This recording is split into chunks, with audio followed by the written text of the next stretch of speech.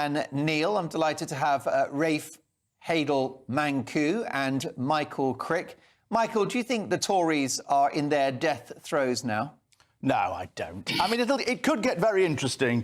Well, it will be very interesting up to the election, and it could get even more interesting after the election if Nigel Farage decides to go and join the Conservative Party. And I think there's a chance of that, and he may then want to become an MP and want to become leader. But look, I mean, the Conservative Party has survived 200 years.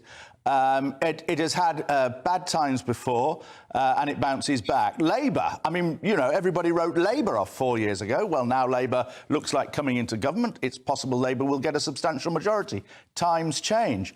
And indeed, even if you look at the revolts this week, they were nothing like as bad as the revolts, the humiliating revolts that Theresa May suffered week after week after week as she tried to get that Brexit legislation through in 2018 and 2019. And yet the Conservative Party bounced back at the end of that year and won a pretty handsome election victory.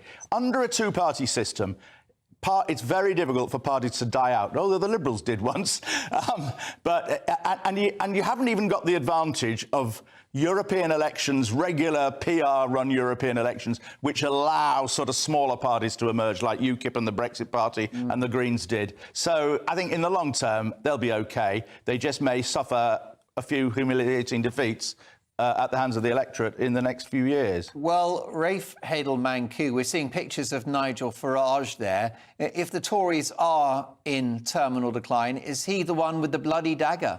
Well, potentially, and I think, you know, Michael's correct to a degree, but the difference we have now is that for the first time in recorded history, we have the most left-wing youth ever, and by that I mean people under 35. We've never seen this demographic before, and for the first time they are not becoming more conservative as they get older. Capitalism has failed them, they can't get onto the property ladder, and that's going to be the biggest existential crisis for the Tory Party, who possibly won't be in power for maybe 2 or 3 terms, but by that point the demographics of Britain that are left-wing will be almost insurmountable, I think, to a large degree. And actually I say bring it on, because if we want to have a truly conservative party, rather than this not China, Trump style, but Conservative in name only Tory Party, we need to see the death of the party, or at least an existential crisis so fundamental that it realters itself onto a truly conservative footing. Because, you know, when Tony Blair got into power in '97, they thought, we've got 2 terms to make the changes we want to do. And by golly, did they do it. We've had a cultural revolution since Tony Blair came into power.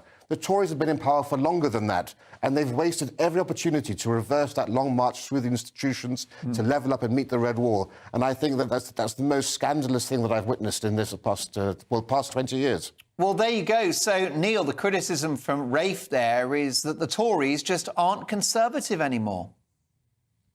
No, I mean, I think because of COVID, because of all the borrowing that we've had over it, because of what we needed to support the country, I think in the end we've just over-borrowed, and we have actually sort of, we do too much state intervention, and there's all of that. But I agree with everybody that the party won't die. It will be beaten at the polls, unfortunately, but it will rejuvenate. But the trouble is, you see, we always move, you know, the Conservative Party moves to the right when they are out of power, the Labour Party to the left. But what do you do when you try to come back into power? What is Keir Starmer doing now?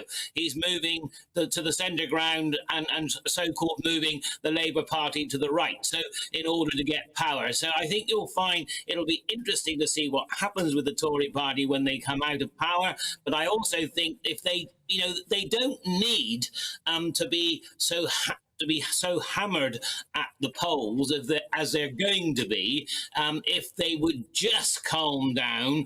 The trouble is, you see, while they remain 20 points behind in the opinion polls, everybody is terrified for their own seats. They panic, and the more they panic, the worse they make it. And that, you know, and that was the lesson of 92 to 97. The only thing I would argue about, the difference between Theresa May's government, of course, we didn't actually have a majority. I mean, we have got a 6-seat majority in the House of Commons, so we shouldn't lose any votes, should we? I mean, she didn't have she had to rely on the Democratic Unionists, which was sort of quite an unreliable bunch of people, dare I say. And so the whole thing was much different. And I think that is what's so crazy about the situation. Now, again in 92 to 97, John Major lost his majority, whereas we have a clear majority, but we are just fighting ourselves and the country wants us to pull it around, get the economy going, get the taxes down, look a bit more Tory, and who knows, it may not be so dreadful, Mark, as we like to lament the end of the world, but I think it won't be the end of the world, and we'll pull back. Let me ask all of you your predictions for the outcome of the next election. I'll grant you it changes by the day. It's like the stock market. But if there were a poll, well, let's just imagine speculating that it's going to be November. Hopefully inflation will be well below the current level of 4%. Interest rates creeping down, economic growth back to something sensible. Neil Parish, a November poll, the result, your prediction? I reckon it'll be Labour by about 30 seats. OK. Michael Crick? Labour majority of about 60. Rafe? Along those lines, but remember that we have new constituency boundaries, which make it harder for the Labour Party now. Not much. There you go. Well, I might pop down to Paddy Power or other betting outlets are available. I might have a fiver on a hung parliament, but of course, do gamble responsibly. What were you going to say, Neil? Yeah, I think the boundaries will help, but I think if the tide turns hard enough, a lot of seats will be lost. But I still think there's a chance to cut it back to about 30 seats rather than 60. But we'll see in a few months' time, 8 or 9 months' time. We won't be able to predict. Then we shall know, won't we? But it'll be interesting to see if we look back on what we've all said tonight to see where we are. Because I used to make speeches, about the great victories we were going to have in the 2000s when I was an MEP, only to go back to the constituency the next time we'd lost it. So it's never easy to predict. No, definitely. Michael, just a couple of seconds on this. You've written a book about Nigel Farage. This is a guy who unearthed the debanking scandal. He's part of the broadcasting revolution that is GB News. And of course, he's the man primarily responsible for Brexit. Are you telling me that he's not going to spearhead yet another political revolution? Do you not think that he can change the political landscape in the next 5 to 10 years, potentially wiping out the Tories? Not from the presidency of reform, no. I mean, actually, everybody gets in a tiz about reform right now. Their performance in the parliamentary by-elections is pathetic compared with the way the huge performance of UKIP in parliamentary by-elections before the 2015 election, and then UKIP failed at the 2015 election, essentially. So it's all hyped up. People on the left hype it up. People in reform hype it up. The only way in which Farage, can make a huge impact, I desperately hope he doesn't, is if he was to join the Conservative Party and take it over. Right. But even there's a problem. The Parliamentary Conservative Party, I predict, will be more centrist, more to the left than it is now, because all those people in the red wall seats will lose.